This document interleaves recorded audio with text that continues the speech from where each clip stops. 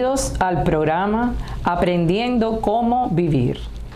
Es un placer saludarlos y comentarles que a partir de hoy va a comenzar a salir este programa que tiene el propósito de comunicarles a ustedes una serie de temas que son complejos, son ambiguos, son iniciativas que desde las personas y desde lo que vivimos podemos ayudarlos para que tengan una vida mejor.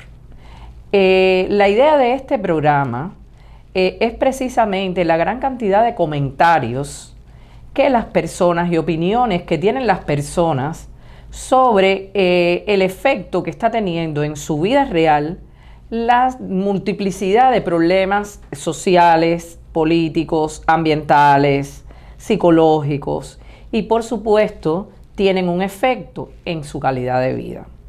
En este primer programa queremos hablarles qué es la rehabilitación psicosocial y por qué queremos hablar de esto. Porque en una sociedad que está fundamentalmente experimentando los problemas del estrés, la ansiedad, la depresión, es muy importante entender de qué forma podemos ayudarnos a nosotros mismos a canalizar esas emociones que muchas veces se dan a la misma vez en un individuo, en un grupo familiar, en un grupo social, en fin, en los diferentes estratos de una sociedad.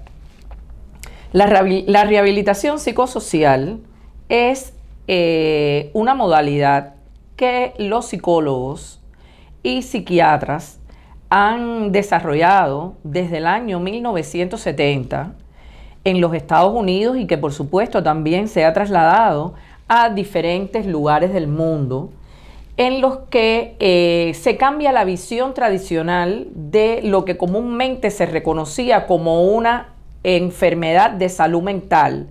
Háblese de la depresión, háblese de la ansiedad, háblese del estrés y que la salida que por aquella época, hasta los años 70, se tenía era recluir a estas personas. Quiere decir, las personas con esta sintomatología, una vez que llegaban al médico, el médico los enviaba a unas clínicas y ahí iban a estar institucionalizados recibiendo su tratamiento.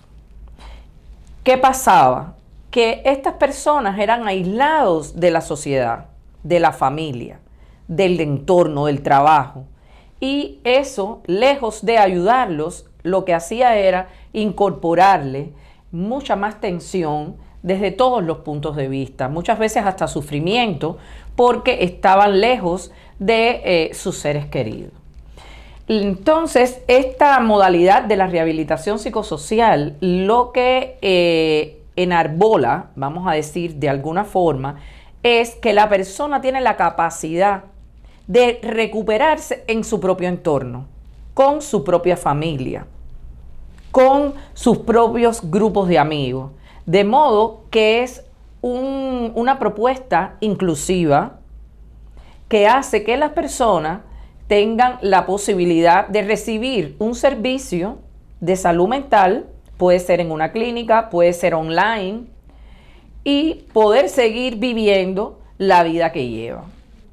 Son muchos los impactos positivos que este tipo de programa está teniendo en la vida de las personas. Háblese de personas que en calidad de adolescentes, en calidad de adultos mayores, en calidad de emigrantes o de otro tipo de estrato de la sociedad, están aprovechando esta terapia para de alguna manera apoyarse las situaciones, las crisis emocionales que tienen en un determinado momento de la vida. ¿Por qué? Porque no necesariamente tenemos que tener una enfermedad de salud mental para decir que estamos viviendo una crisis emocional.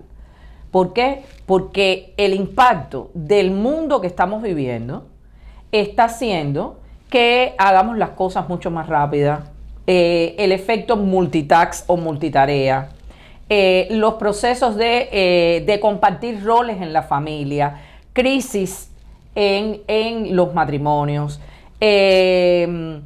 problemas incluso de ajustes y adaptación a diferentes procesos de la vida e incluso a diferentes normativas y roles de la sociedad. Y todo eso puede crear un proceso de estrés, de ansiedad, de depresión, que es básicamente lo que desde la rehabilitación psicosocial se trabaja, aun cuando también se trabaja el tema, por ejemplo, del insomnio o el desorden del sueño, que es como se le llama psicológicamente, también los problemas del apetito, ya sea abundante apetito o la reducción del apetito, ya que la salud es un sistema y desde esa perspectiva la analiza el enfoque de la rehabilitación psicosocial. O sea, el cuerpo, la mente y las emociones están integrados y por ende, cuando hay un desajuste en cualquier sistema o parte del cuerpo, eso redunda ineludiblemente en la salud emocional y la mental y viceversa. Hay muchas enfermedades, por ejemplo, que debutan a partir de problemas psicoemocionales. Por ejemplo, se han hecho muchos estudios de que las personas que tienen problemas emocionales somatizan a través de la piel o a través del pelo. Hay mucha gente que se le cae el pelo, hay mucha gente que le salen muchos rash cutáneos, que le salen eczemas, dermatitis atópica, a problemas gástricos o gastrointestinales. ¿Por qué? Porque también se produce una alteración del sistema simpático y todo eso tiene una redundancia en los efectos incluso del colon irritable, las migrañas. Son muchos efectos concretos que podemos medir cuando hay alguna inestabilidad emocional. Igualmente, cuando tenemos, por ejemplo, una situación o una crisis en nuestros pensamientos, cuando estamos preocupados, cuando tenemos miedo, cuando estamos próximos a cualquier tipo de evento que sabemos que nos va a alterar, pues eso redunda igual en afectaciones emocionales. Nos ponemos más tensos, los músculos se ponen rígidos, nos dan palpitaciones, nos sube la presión arterial, tenemos problemas respiratorios, nos da sudoración. O sea, que el organismo humano tiene una integración y de esa misma manera es que nosotros tenemos que analizarlos. No solo los psicólogos, los psiquiatras, los terapeutas, que son los que brindan los servicios a las personas, sino precisamente también este es un objetivo de este programa, y es que los seres humanos tenemos que aprender a reconocer nuestro cuerpo, nuestra mente, nuestras emociones, y aun cuando estos profesionales pues nos ayuden, nos apoyen a salir de determinadas crisis que podemos tener, nosotros mismos tenemos muchas respuestas para los problemas que tenemos. Decía Sócrates, un gran filósofo griego que vivió en el 470 a.C., y que él fue el padre del método de la mayéutica, que es el arte de parir ideas mediante preguntas. Él paseaba por las plazas y parques de Atenas, ciudad griega, y él les decía a sus discípulos o a las personas con las que se encontraban: lo más importante de una conversación no es el hablar, sino es el preguntar.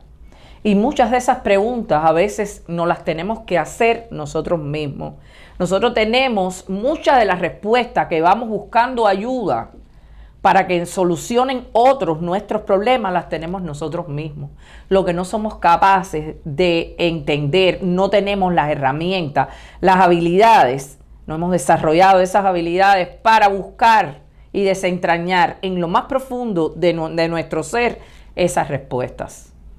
Por eso, técnicas como el autodiagnóstico del estado del estrés o del estado de la depresión a partir de determinados indicadores que están bien utilizados, que están bien estudiados y que cada uno de nosotros, aprendiendo la técnica, lo podemos ir mirando, nos puede ir dando un indicativo de cómo estamos de un día para otro, de una semana para otra, de un mes para otro, y en qué áreas o en qué indicadores tenemos que ir trabajando, porque muchas veces tenemos fortalezas en unos, debilidades en otros, y como la vida cambia y nosotros cambiamos con la vida, pues eso no es nada estático ni rígido, sino que va a haber ese movimiento, esa oscilación. Por eso las personas a veces dicen, es que no sé, yo me siento como que a veces cambio demasiado pronto de estado de ánimo. Me levanto contento o contenta y de pronto en 2-3 horas me siento mal, no quiero hablar con nadie, no quiero levantarme de la cama, en fin. Y dice, no encuentro respuesta para eso. Y muchas veces esas respuestas están, como decía antes, en nosotros mismos. ¿Qué pasó? ¿Qué información te llegó que no tenías cuando te levantaste? ¿Qué planificación tenías para hacer que no pudo ser posible, que se tuvo que postergar y que por eso hubo efectos en el cambio del estado de ánimo? Otro elemento importante de los cambios del estado de ánimo que a veces no nos explicamos, cuando por ejemplo no dormimos bien. Cuando estamos preocupados y nos acostamos preocupados, no dormimos bien. Y si no dormimos bien, no descansamos. Entonces, cuando nos levantamos, no tenemos las energías suficientes. ¿Para qué? Para ingresar al nuevo día con expectativas, con el biorritmo en alto, con la autoestima alta. Y eso hace que haya una decaída o una recaída en nuestros estados de ánimo y que nos veamos quizás en un proceso de que estamos cayendo en la monotonía, estamos retrocediendo. No, puede ser que no estemos haciendo, no estamos teniendo en control el autocontrol de nuestras emociones, el autocontrol de las cosas que tenemos que hacer, porque es a partir de ahí que entran en juego los pensamientos y las emociones. O sea, la práctica lo es todo. Cuando nosotros tenemos problemas en nuestra vida diaria, pues esos problemas van a derivar ineludiblemente en cambios del estado de ánimo y cambios del pensamiento. A veces algunos son generados por nosotros y otros son generados por el entorno. Y eso es una visión también que me gustaría compartir.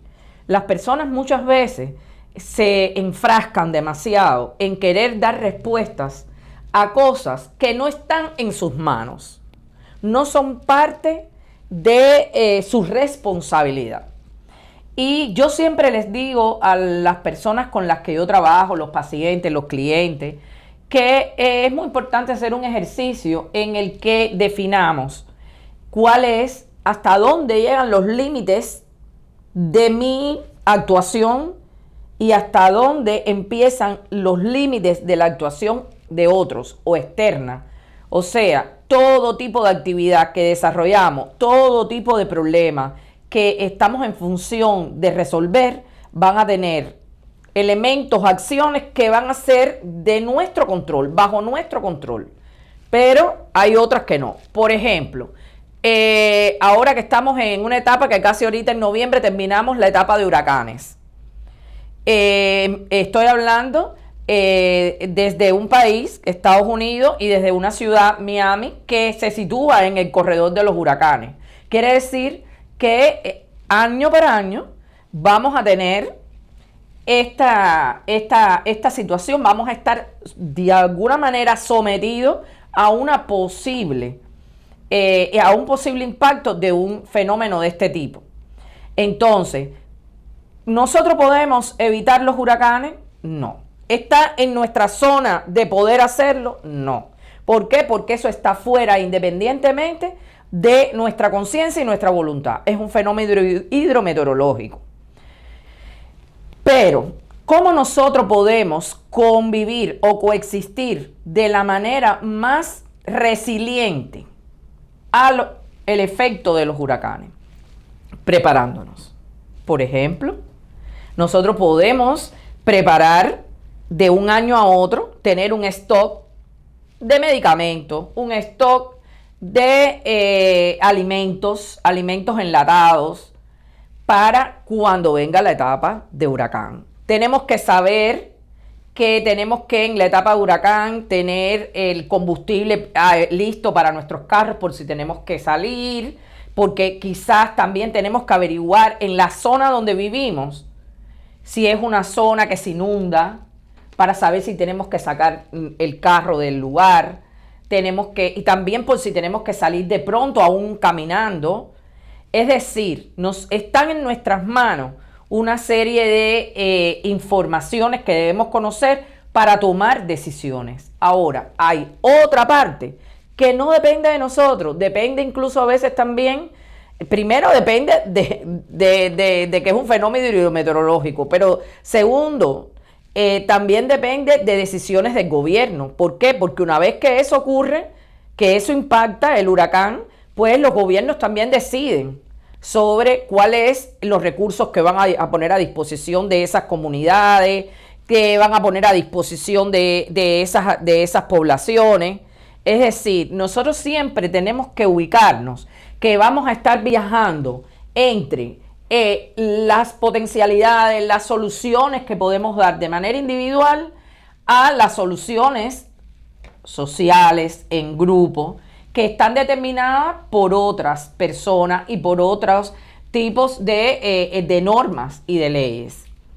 Quiere decir que si este programa, como le dijimos al inicio, se llama Aprendiendo cómo vivir, esto precisamente es una manera, el ejemplo que acabo de dar, de cómo podemos vivir mejor ante diversos efectos o fenómenos que pueden circundar en nuestra vida, que pueden ir desde los fenómenos hidrometeorológicos, como acabamos de hablar, hasta problemas de pareja, problemas en nuestro matrimonio, problemas con nuestra familia, problemas en nuestros centros de trabajo, y que todos pasan por un denominador común: saber en todo momento quiénes somos, qué queremos y hacia dónde vamos. Entonces, espero que les haya servido este programa, y como a partir de ahora les voy a decir, aprendan ustedes a cómo vivir, que nosotros los vamos a ir acompañando en ese empeño.